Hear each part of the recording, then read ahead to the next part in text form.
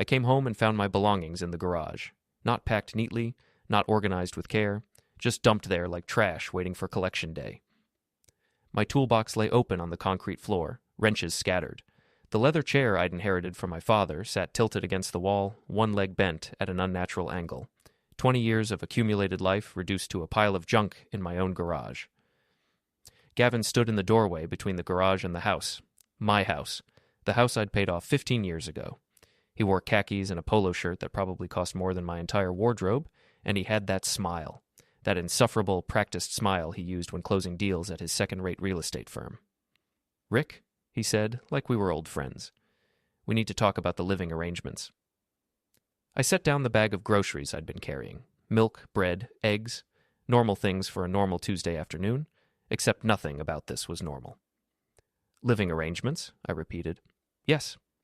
He stepped into the garage, hands in his pockets. Casual, comfortable. "Lindsay and I have been discussing this for a while now. The house is too big for one person, and frankly, my father needs a place to stay. He's getting older, needs family around him." I looked past him into the kitchen. My kitchen. Lindsay stood there, arms crossed, looking at her phone. She wouldn't meet my eyes. "Your father," I said.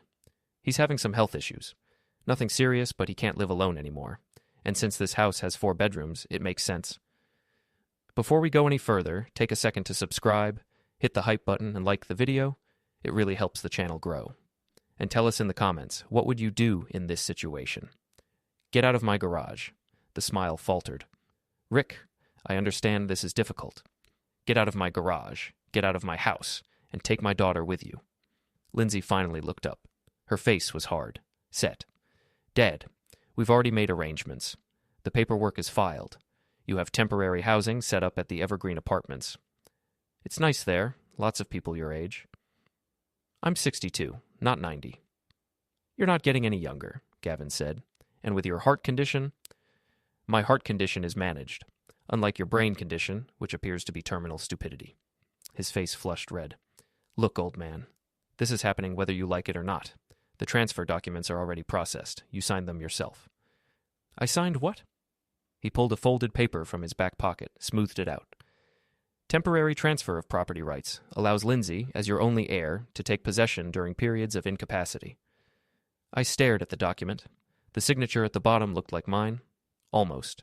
The R was wrong. Too round. I always made it sharp, angular. Force of habit from years of signing engineering documents where precision mattered. "This is forged. That's your signature." "No, it's not." Gavin's smile returned, colder now. "Prove it. Take it to court. Spend thousands of dollars you don't have, or accept reality and move to the apartment. Your choice." A car pulled into the driveway. I heard doors opening, footsteps. 2 men in private security uniforms walked into the garage. One carried a clipboard.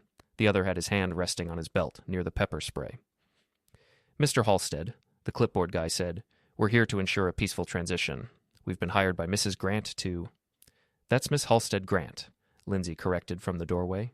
I hyphenated. The guard nodded. "To assist with your relocation. We understand this is emotional, but the property transfer is legal and binding. We need you to gather your personal items and leave the premises." "This is my house." "Sir, please don't make this difficult." I stared at Lindsay, really taking her in. I searched for the child who once rode on my shoulders at the park, who wept over a lost pet, who made me promise I'd walk her down the aisle one day. That child was no longer there. The woman in my kitchen now, scrolling through her phone while strangers forced me out of my own home, was someone completely different. "You're really doing this," I said.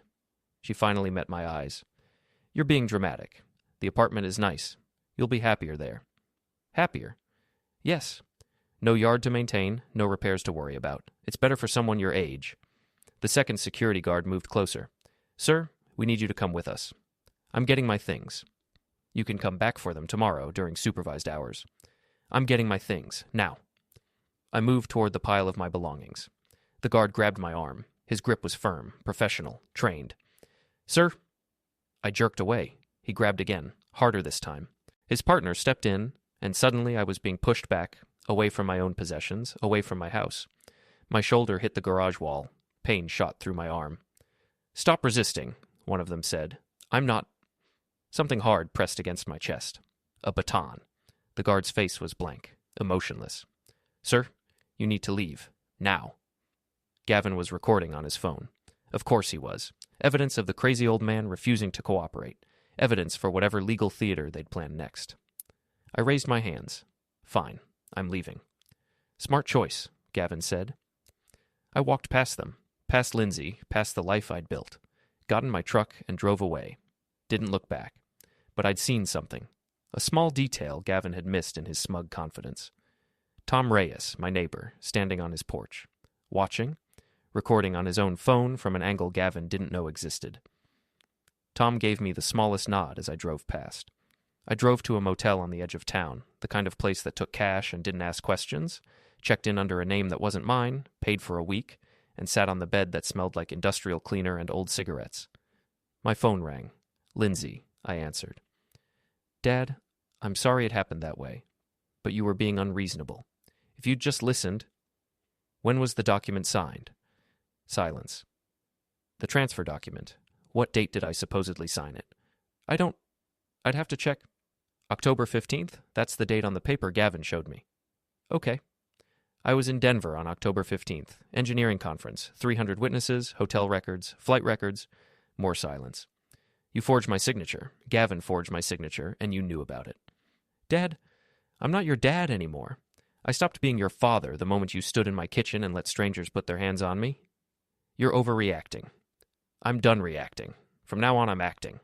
I hung up, turned off the phone, sat in the silence of the cheap motel room, and let the anger settle into something colder, harder.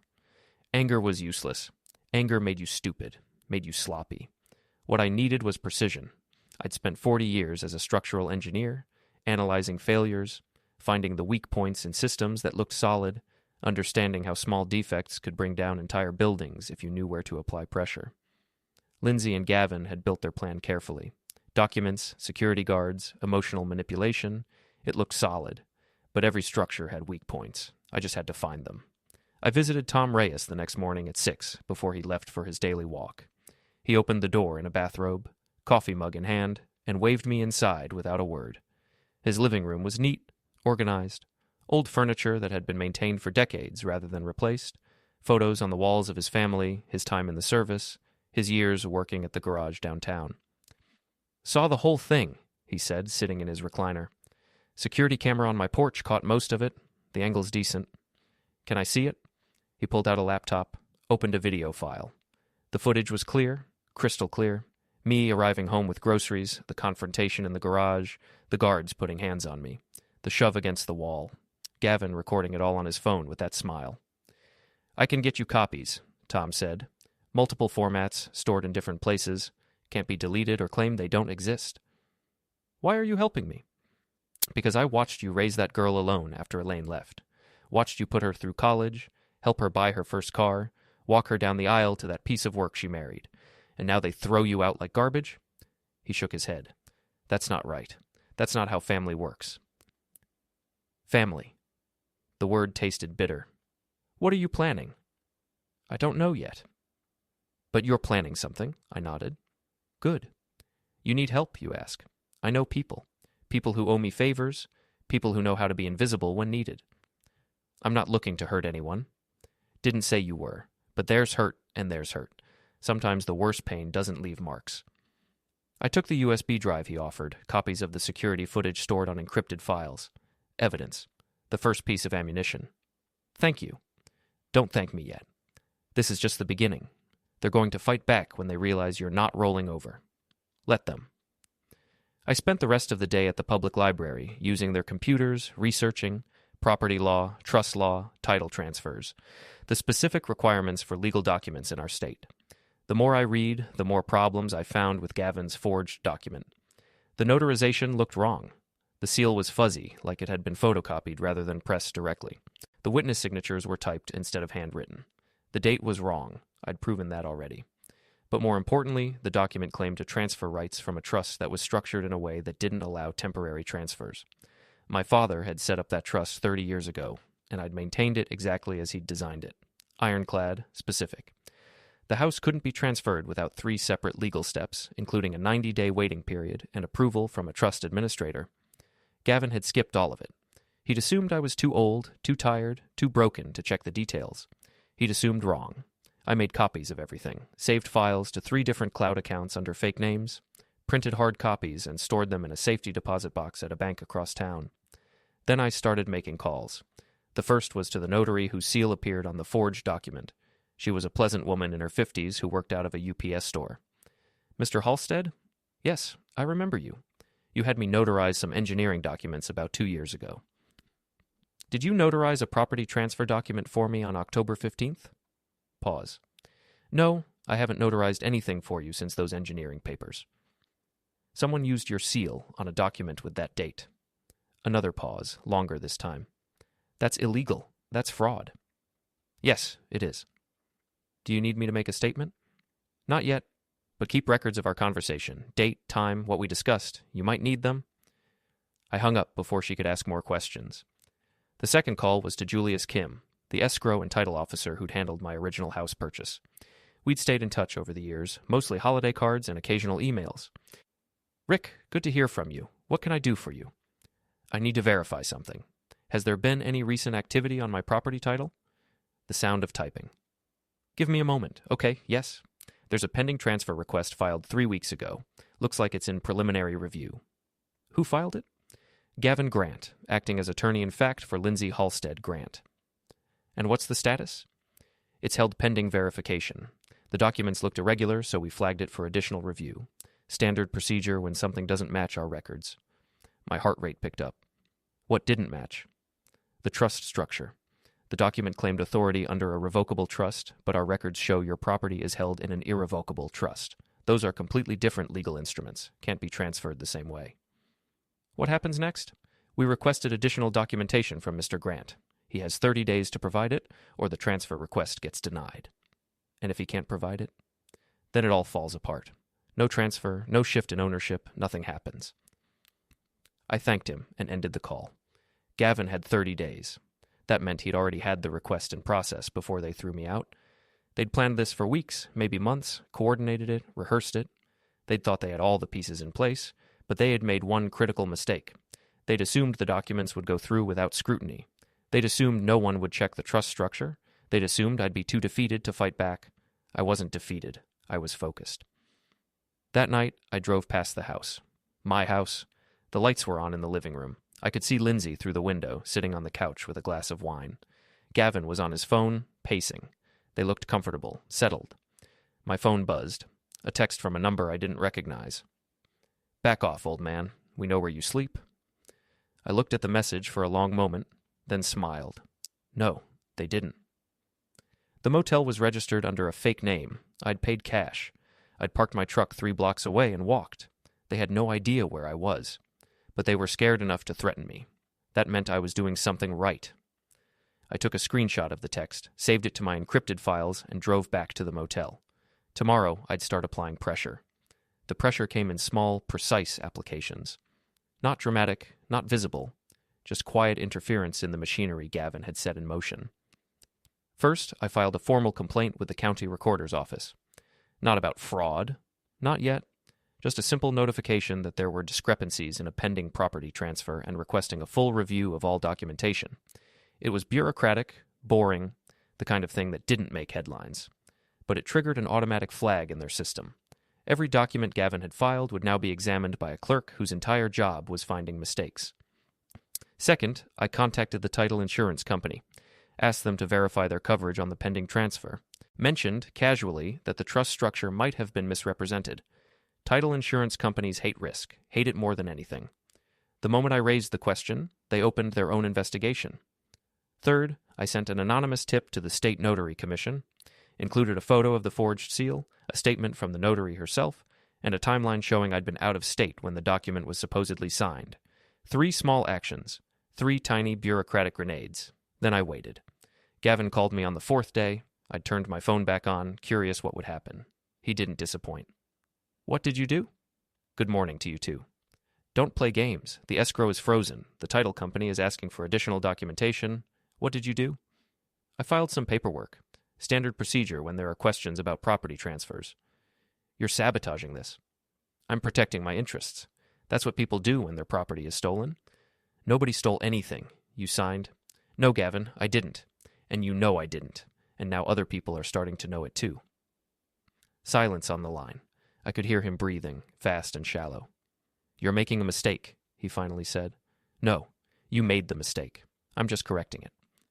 Lindsay is your daughter. Lindsay stood in my kitchen while security guards assaulted me. Lindsay doesn't get to use that word anymore. I hung up. That night, Tom knocked on my motel room door. He had a manila envelope in his hand. Found something you'll want to see. Inside were bank records. Not mine, Gavin's. Printed on plain paper, no official letterhead, the kind of thing that couldn't be used in court but was perfect for understanding what was really happening. How did you get these? Tom shrugged. I know people who work in places where information flows. The records showed a wire transfer from Gavin's account to a company called Meridian Holdings 3 weeks before they threw me out. $50,000. What's Meridian Holdings? That's the interesting part. It's a shell company. Registered in Delaware, no physical address, exists only on paper. But if you dig deeper, he pulled out another sheet. It's owned by a guy named Paul Vickers, real estate developer. Specializes in buying distressed properties, flipping them fast. Gavin was planning to sell the house. Not just sell, use it as collateral. There's a proposal here for a larger development deal. Strip mall, maybe some townhouses. Needs significant capital. Your house, if Gavin could get clean title to it, would serve as the anchor property, the one that makes the whole deal look legitimate to investors. I stared at the documents. This wasn't about Gavin's father needing a place to stay. This wasn't about me being too old to manage a house. This was about money, a business deal. They'd invented a story, forged documents, hired security guards. Also, Gavin could use my property as a poker chip in his amateur real estate schemes. There's more, Tom said. He pulled out a final sheet, a signature page from some kind of agreement, 2 signatures at the bottom. Gavin Grant, Elaine Whitaker, my ex-wife. She co-signed the transfer document, Tom said. Backdated it to make it look like you'd given her power of attorney years ago, right after the divorce. Then she transferred that authority to Lindsay. Elaine. She's been working with them the whole time. Probably Lindsay's idea, but Elaine went along with it. Maybe she thought she deserved something from the marriage. Maybe she just wanted to support her daughter. Either way, she's in it deep. I set the papers down carefully. My hands were shaking, just slightly. Not from fear, from the effort of keeping calm. This signature defect, I said slowly. This is everything. How so? Because if Elaine forged power of attorney documents, that's not just civil fraud. That's criminal. And if Lindsay knew about it, she's an accessory.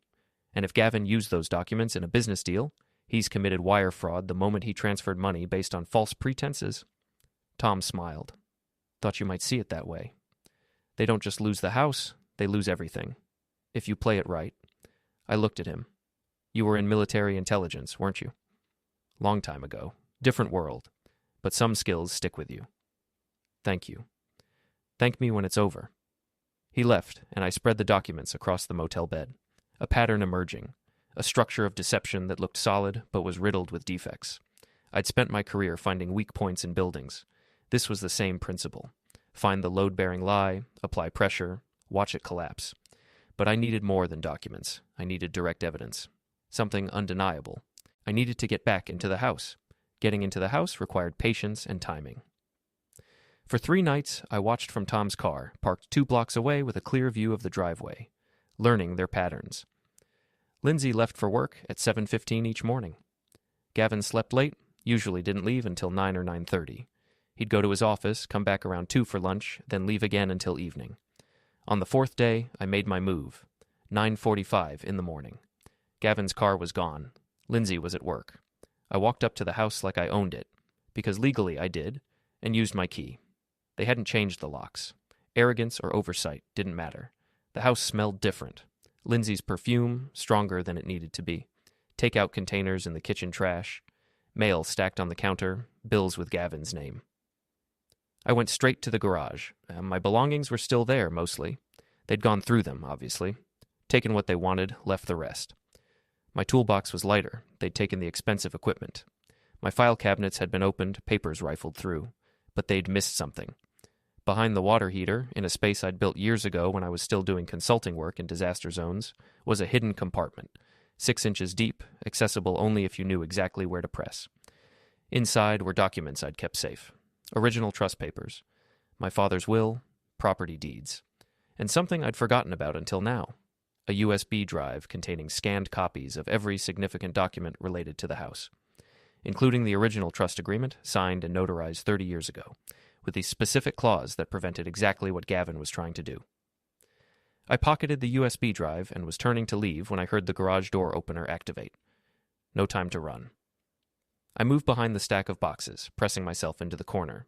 The door from the driveway rumbled open. A car pulled in. Gavin's car. He got out, talking on his phone. His voice echoed in the garage. "No, I told you, the delay is temporary. We're working through some paperwork issues. No, the old man's not a problem anymore.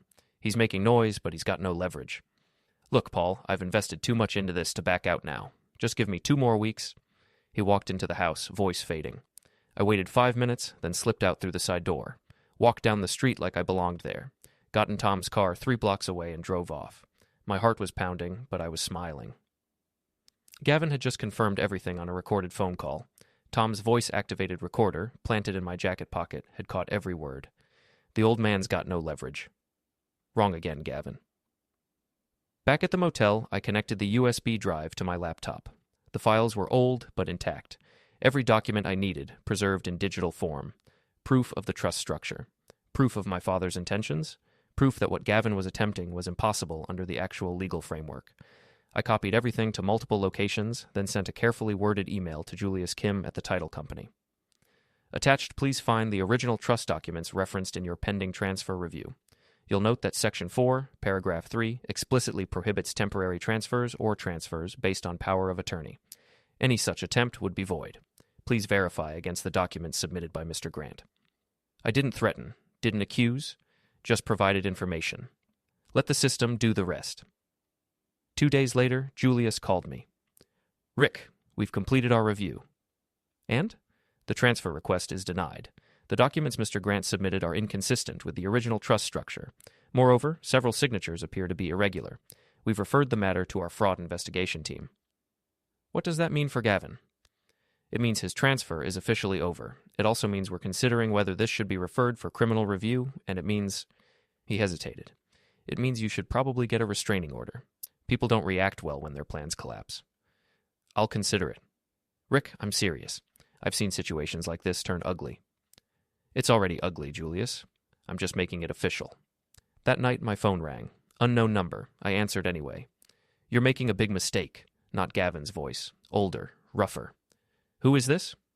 "Someone you don't want to know. Back off. Forget about the house. Take the apartment they offered and disappear." "Or what?" "Or we make you disappear." The call cut off.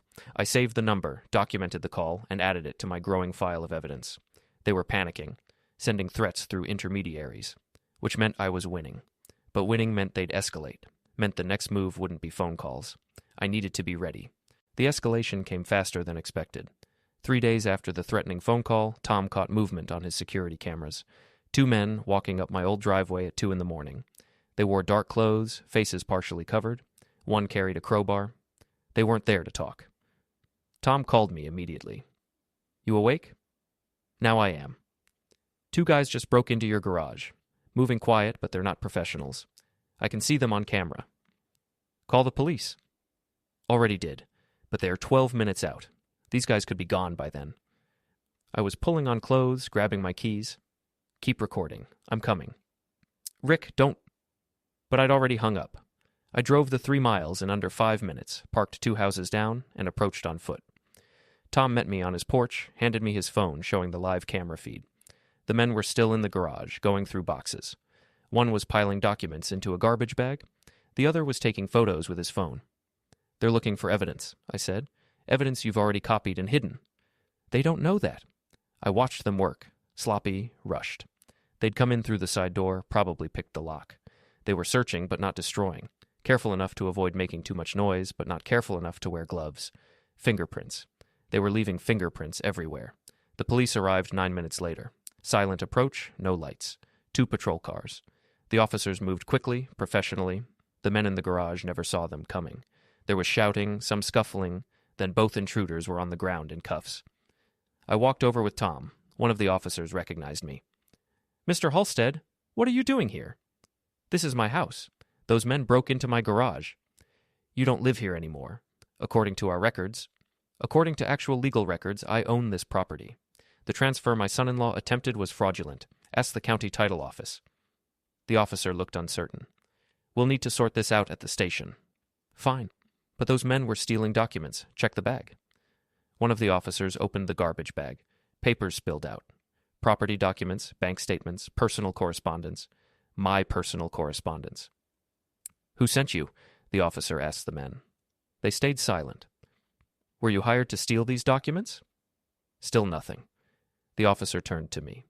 "You'll need to come down and make a statement?" "Gladly." Lindsay arrived 20 minutes later, pulled from sleep by a neighbor's phone call. She looked at the police cars, at me standing in the driveway with Tom, at the two men sitting in the back of a patrol car, and her face went pale. "Dad, what? Don't call me that. What happened?" "Your husband hired men to break into my garage and steal evidence of his fraud. That's what happened. That's not... Gavin wouldn't..." "The police have them on camera. They have the stolen documents. They have everything." She opened her mouth, closed it, looked at the house, at the police, at me. "This is your fault," she finally said. "If you'd just accepted the apartment, none of this would have happened. If you'd just been an honest person, none of this would have happened. But here we are." A detective arrived, took statements from everyone. The two men in custody wouldn't talk, but their phones told the story. Text messages from a number registered to a burner phone. Instructions on what to look for, photos of specific documents, and a payment confirmation, $5,000, transferred from an account linked to Meridian Holdings. Paul Vickers, Gavin's business partner. The connection was established. The detective looked at me. "Mr. Halstead, I need you to come to the station. We have a lot to discuss." "I'll drive him," Tom said. At the station, I laid out everything: the forged documents, the fake power of attorney, Elaine's signature, the escrow fraud, the business deal, the threatening phone calls. I provided copies of everything I'd collected, organized in chronological order. The detective listened, took notes, and when I finished, he leaned back in his chair. "This is complicated. It's fraud. Multiple counts, state and federal." "Yes, but it's also a family matter. Your daughter, your ex-wife. These cases get messy." "I don't care about messy. I care about criminal prosecution." "Mr. Halstead, what do you want out of this?" I met his eyes. "I want my house back. I want clear title, no encumbrances. I want criminal charges filed against everyone involved, and I want them to know they can't do this to people." "That's a tall order." "Then get a bigger ladder." He actually smiled at that. "We'll investigate. It'll take time." "I've got time." I left the station as dawn broke. Tom drove me back to the motel, neither of us speaking much. When he dropped me off, he squeezed my shoulder. "You're doing good. Hang in there. They're going to come at me harder now. I know. Be ready." I went inside, locked the door, and sat on the bed. My hands were shaking again, not from fear, from exhaustion, from the weight of what I'd set in motion. But I couldn't stop now. This wasn't about the house anymore. It was about proving that you can't just take what isn't yours because you think someone's too old or too weak to fight back.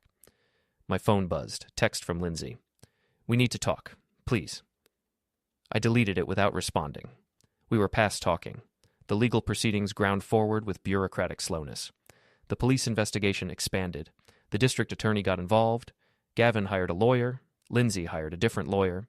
Elaine, when the authorities contacted her, claimed she'd signed nothing and knew nothing. She was lying, but proving it required more than documents. It required someone willing to testify. I spent days researching Paul Vickers and Meridian Holdings. Tom's connections provided additional information: financial records, business filings, a trail of similar deals where Vickers had used other people's properties as leverage for development schemes. Most of those people had been elderly. Most had signed papers they didn't fully understand. None had fought back. Until now. I found Vickers' office in a strip mall across town. Small, cheap, the kind of place that existed only to provide a mailing address for shell companies. I walked in without an appointment. The receptionist looked up. "Can I help you?" "I'm here to see Paul Vickers." "Do you have an appointment?" "No, but tell him Richard Halstead is here. He'll want to see me." She made a call, spoke quietly, then pointed to a door. "He'll see you." Vickers' office was bigger than I expected, with expensive furniture that didn't match the building's exterior. He sat behind a mahogany desk, mid-50s, tanned, wearing a suit that cost more than my truck. "Mr. Halstead, I wondered when you'd show up." Did you? Gavin said you were stubborn, said you wouldn't let this go. Gavin underestimated me. Clearly. He gestured to a chair. Sit. Let's talk like reasonable men. I remained standing. You hired men to break into my property. I hired men to retrieve documents that belonged to Gavin. They didn't belong to Gavin, they belonged to me. A matter of perspective? A matter of law, he sighed. Mr. Halstead, I'm a businessman. I identify opportunities and I capitalize on them. Your house is a good property in a good location. Gavin brought me a deal. I invested based on his assurances that the title would be clean. The title is clean, because it's mine. So I'm learning. He leaned forward. Here's my position. I've already paid Gavin $50,000 as a down payment on our partnership. That money is gone. If this deal falls through because of your interference, I lose that investment. That's your problem. It could be yours too. I could sue you for tortious interference. You could try, you'd lose. Maybe. But legal fees would cost you tens of thousands. Even if you win, you're still out the money. I smiled. Mr. Vickers, I've been documenting everything. Every wire transfer, every phone call, every threat. I have evidence linking you to criminal conspiracy, wire fraud, and attempted extortion. So here's my counteroffer. You pull out of the deal with Gavin, you testify against him in the criminal case, and I don't give everything I have to the FBI. His face darkened. You're threatening me. I'm offering you a deal. Take it or leave it. You have nothing. I pulled out my phone, opened a recording, Gavin's voice captured in my garage. Look, Paul, I've invested too much into this to back out now. Just give me 2 more weeks. Vickers' expression didn't change, but his hands tensed on the desk. That's from 3 weeks ago, I said. I have more. Emails, financial records, text messages, all connecting you to a scheme to defraud me of my property. The DA is very interested. You're bluffing. Call my bluff. We stared at each other. The air conditioning hummed. Outside, traffic passed on the street. What do you want? He finally asked. I want you to admit in writing that Gavin misrepresented the status of the property title. I want you to withdraw all financial support from his project, and I want you to testify that he used fraudulent documents to secure your investment. And if I do that, then I'll tell the DA you cooperated, that you were a victim of Gavin's fraud, not a participant. That's not much of a deal. It's better than federal prison. He thought about it. 30 seconds? A minute. Finally, he nodded. I'll need to talk to my lawyer. You have 24 hours. I left his office and walked to my truck. My heart was pounding, adrenaline singing through my veins. I'd just strong-armed a man who'd probably strong-armed dozens of others. And it felt good. Tom called as I was driving back. Got something else for you. What? Remember those 2 guys who broke into your garage? Yeah. One of them talked. Cut a deal with the prosecutor. Said Gavin hired them through an intermediary, gave them specific instructions on what to steal, even recorded part of the conversation as insurance. Where's the recording? Police have it, but word is it's damning. Gavin's lawyer is already talking about a plea deal. Good. There's more. Lindsay's lawyer contacted the DA. She wants to cooperate, too. I pulled over. What? She's claiming she didn't know the documents were forged. Says Gavin handled everything, and she just signed where he told her to. Says she had no idea about the criminal aspects. That's nonsense. She stood there and watched them throw me out. I know. But she's playing the victim card, the worried daughter manipulated by her husband. If the DA believes her, she might get immunity. My hands gripped the steering wheel. She's not walking away from this. Rick, she's not walking away. I hung up, sat in the truck, breathing hard. Lindsay had always been good at playing innocent, at making herself look like the reasonable one while chaos swirled around her. She'd learned it from Elaine, perfected it over decades, but I had evidence. I had her on camera standing in my kitchen while security guards assaulted me. I had text messages, emails, the whole timeline of her involvement. She wouldn't walk away. I wouldn't let her. Paul Vickers came through. 72 hours after our meeting, his lawyer delivered a notarized statement admitting Gavin had misrepresented the property title and used fraudulent documents to secure investment. He agreed to cooperate fully with the criminal investigation. The DA moved fast after that, arrested Gavin on charges of fraud, forgery, and conspiracy. Gavin's lawyer tried to negotiate, but the evidence was overwhelming. The forged documents, the security footage, the testimony from the hired men, Vickers' statement, it all formed a chain with no weak links. Lindsay wasn't arrested. Instead, she got a subpoena to testify before a grand jury. She called me the night before her testimony. I almost didn't answer, but curiosity won. Dad, please, we need to talk. We have nothing to talk about.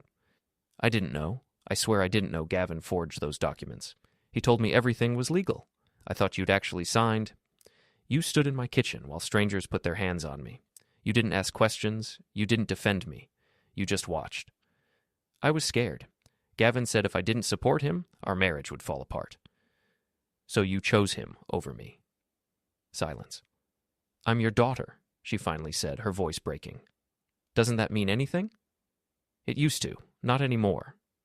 Dad, I'm not your father. You gave up that relationship when you let them throw me out of my house. You want to claim it back now because you're facing prison? Too late. I'm trying to cooperate. I'm testifying against Gavin. I'm telling them everything. To save yourself, not because it's right. Please, I made a mistake. I'm sorry.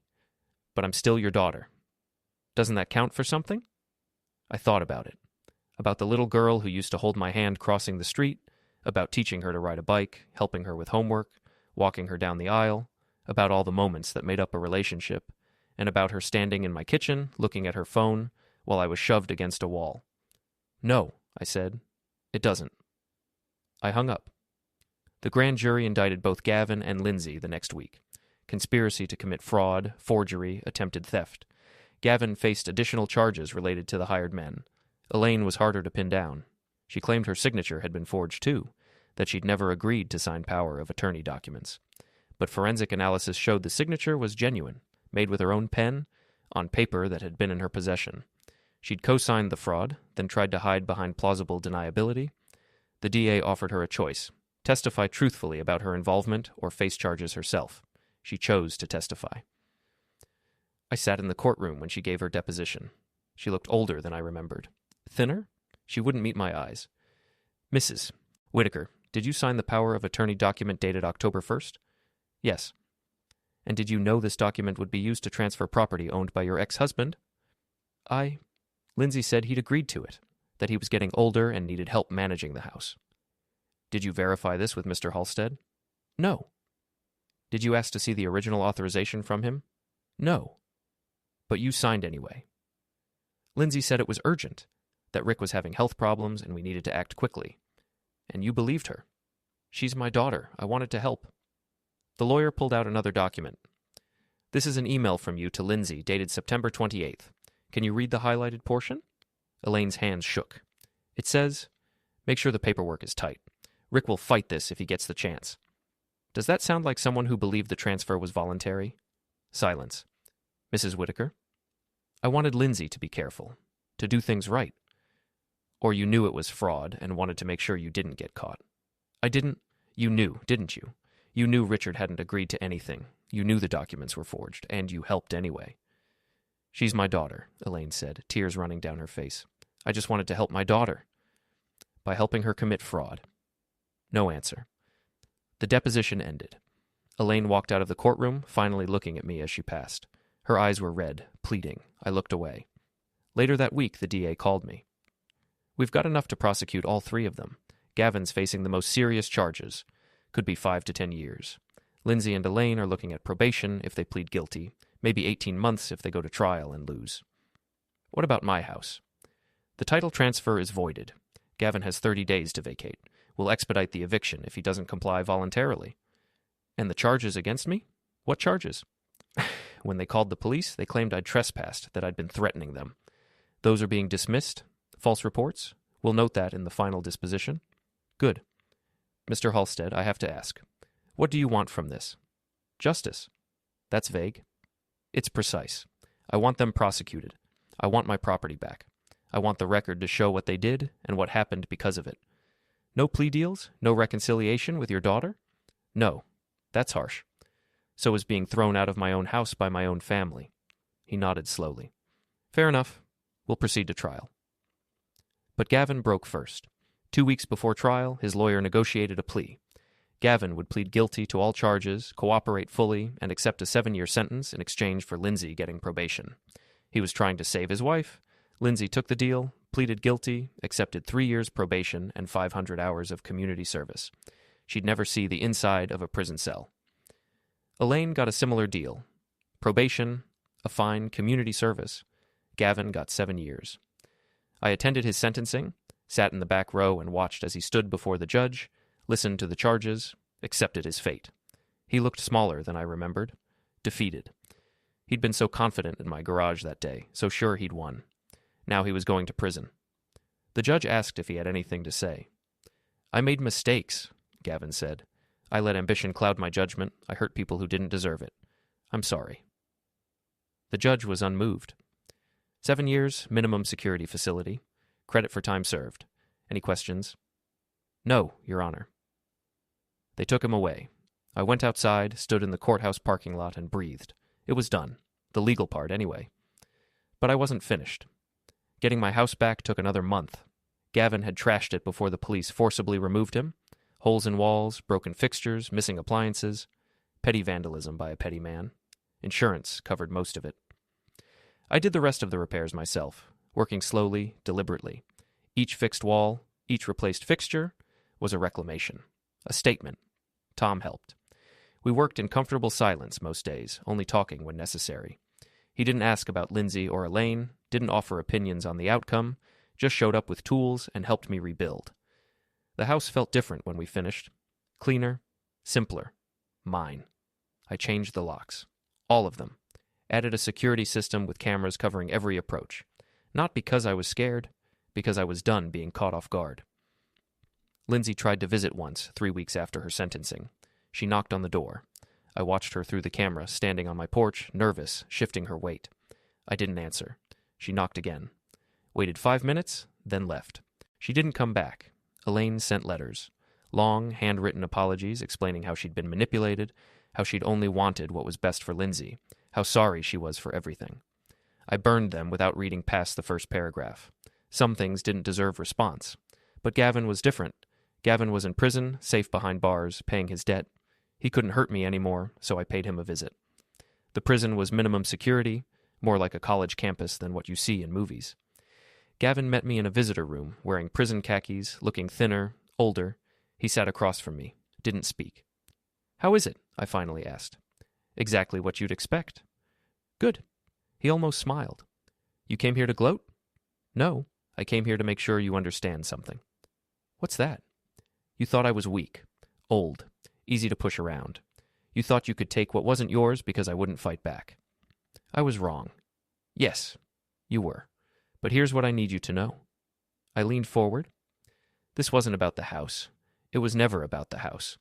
It was about you thinking you could treat another human being like garbage and get away with it. It was about you thinking kindness was weakness and age was vulnerability." I said I was wrong. "I'm not done. You destroyed my relationship with my daughter. You involved my ex-wife in criminal conspiracy. You hired men to break into my property. You threatened me. You tried to steal everything I'd built. And you won. You got everything back. What more do you want?" "I want you to understand that there are consequences. Real consequences. Not just legal ones. You'll be here for 7 years. When you get out, you'll be 43 years old. Your business will be gone. Your reputation will be destroyed. Your wife? She left me," he said quietly. "Divorce papers came last month. She's moving to Oregon." I sat back. "I'm sorry." "Are you?" "For her, yes. She made terrible choices, but she's still my daughter. I don't want her to suffer." "Just me?" "Just you." We sat in silence. Minutes passed. A guard walked by, checked the room, continued on. "You could have just let us have the house," Gavin finally said. "You're one person. We're a family. We needed it more." "No, you wanted it more. There's a difference." "It's the same thing." "No, Gavin, it's not. And that's why you're here and I'm not." I stood to leave. "Rick," he said, "for what it's worth, I am sorry." I looked at him, saw genuine regret in his eyes. Maybe. Hard to tell if it was real or just another play for sympathy. "It's not worth much," I said. But I heard it. I left. Driving home, I felt something shift in my chest. Not forgiveness, not closure, just completion. The legal system had done its job. Justice had been served. But there was one more thing I needed to do. One final strike. Not for revenge, for proof. The anonymous text had come 3 months ago, back when everything was falling apart. "Back off, old man. We know where you sleep." I'd saved the number, traced it to a burner phone bought at a convenience store in the south part of town. The store had cameras. Tom had gotten me the footage. The man who bought the phone was named Marcus Dunn. 28 years old, minor criminal record, worked as a bouncer at a nightclub downtown. One of the men Gavin had hired to break into my garage. He'd taken a plea deal, testified against Gavin, served 90 days, got probation. Now he was back on the street, thinking he'd gotten away clean. I found him at the nightclub on a Thursday night. He was standing outside, checking IDs, looking bored. I walked up. "Marcus Dunn." He looked at me. Recognition flickered. "You're that old guy. The house guy." "That's right. I already testified. Did my time. I don't owe you anything." "You sent me a threatening text message. Back off, old man. We know where you sleep." He tensed. "I don't know what you're talking about." "Yes, you do. October 23rd, 2 in the morning. From a burner phone you bought at the Quick Mart on 7th Street. "Prove it." I showed him my phone. The text, the phone number, then a photo of him buying the burner, captured on the store's security camera. His face went pale. I was just doing a job. Gavin paid me to scare you." "I know, but that's still criminal harassment, still a violation of your probation. I could send this to your parole officer right now." "What do you want?" "I want you to tell me who else was involved. Who gave you the instructions? Who planned the break-in?" "I already told the cops everything." "Tell me." "Why?" "Because I want to hear it from you. Not in a deposition, not through lawyers. I want to look you in the eye and hear you say it." He looked around, nervous. "Not here. My boss will fire me if he sees me talking to you."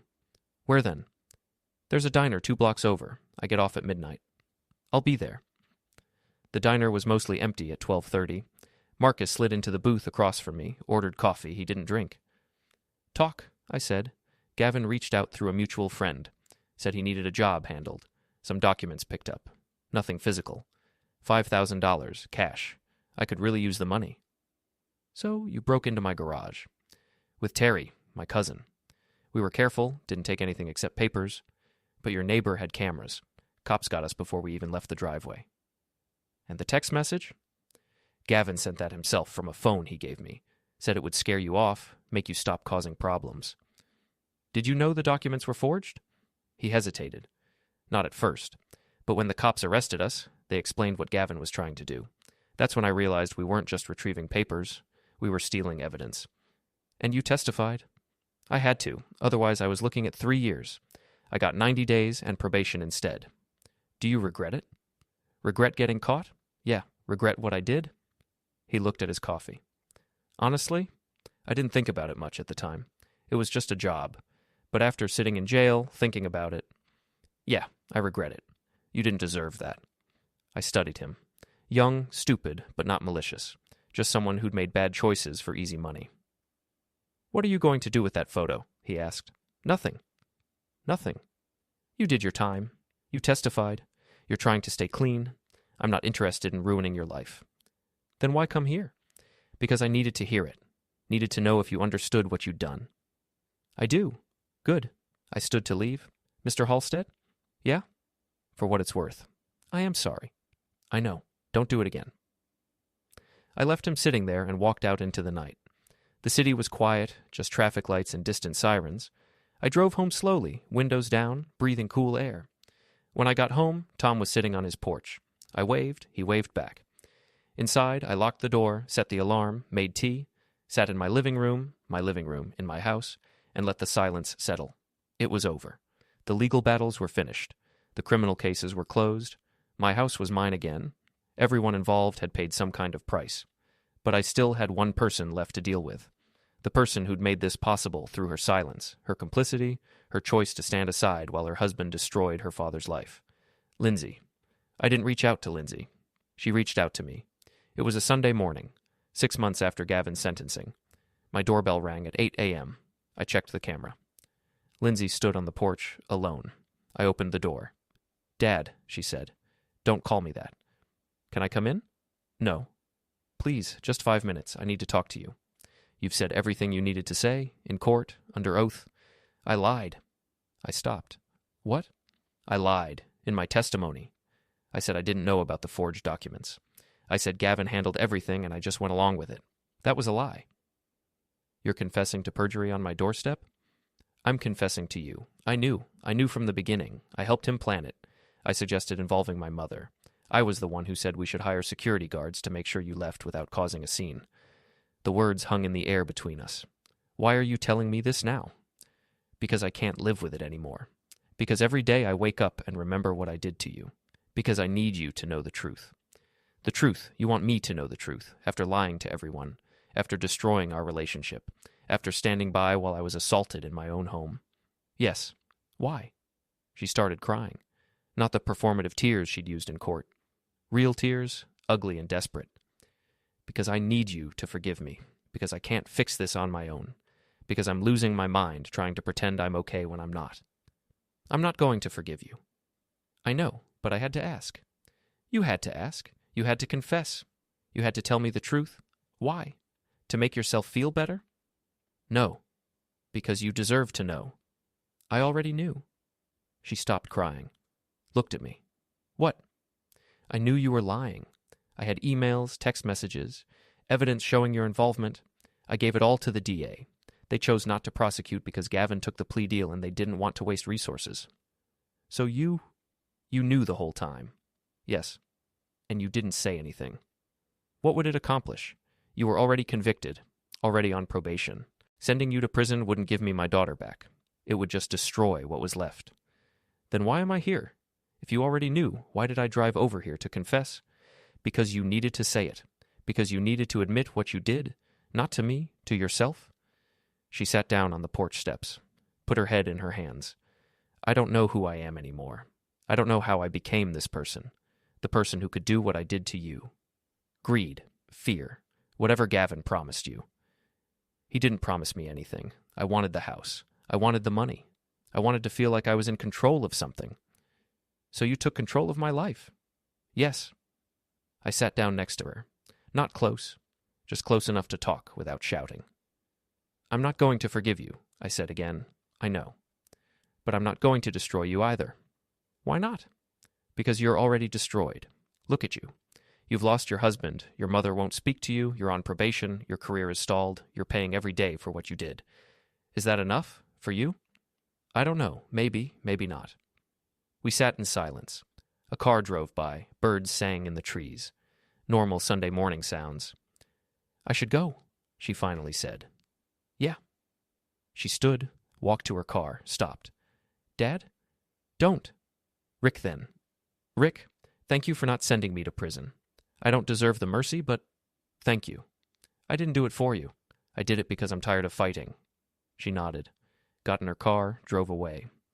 I sat on the porch for another hour, watching the neighborhood wake up, thinking about mercy, about justice, about whether either one meant anything when the damage was already done. My phone buzzed.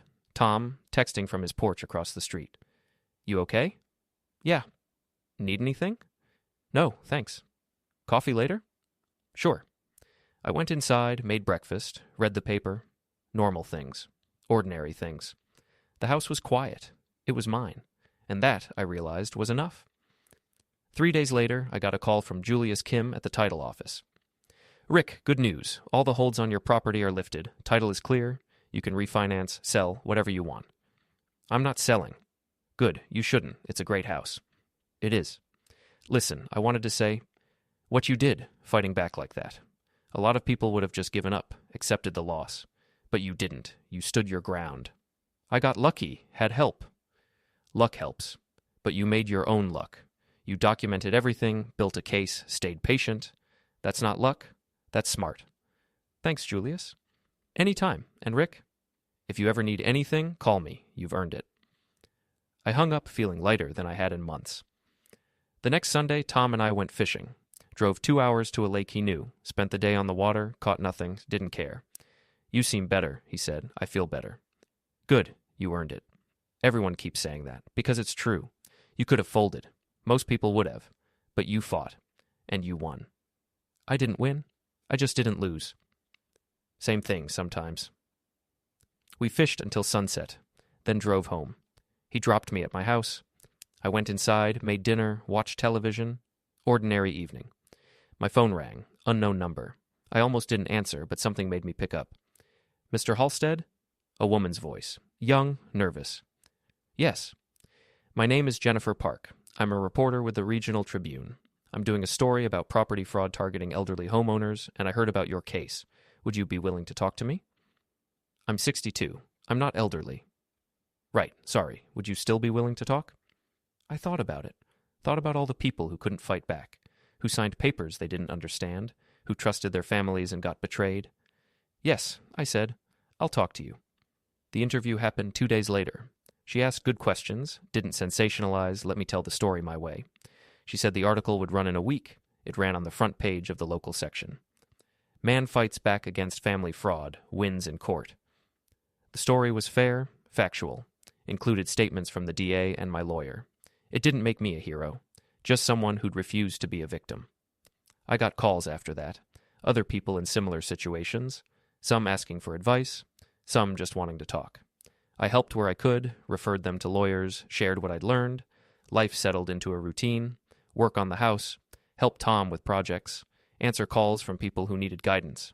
Nothing dramatic, just days building on days. 3 months after the article ran, I got a letter from Lindsay. I almost threw it away unread, but curiosity won. Rick, I'm writing this knowing you might not read it. That's okay. I need to write it anyway. I've been in therapy for 3 months, working through why I did what I did. The therapist says I was trying to take control in my own life by controlling yours, that I was angry about things from childhood that had nothing to do with you. I don't know if that's true, but I'm trying to understand. I'm not asking for forgiveness. I don't deserve it.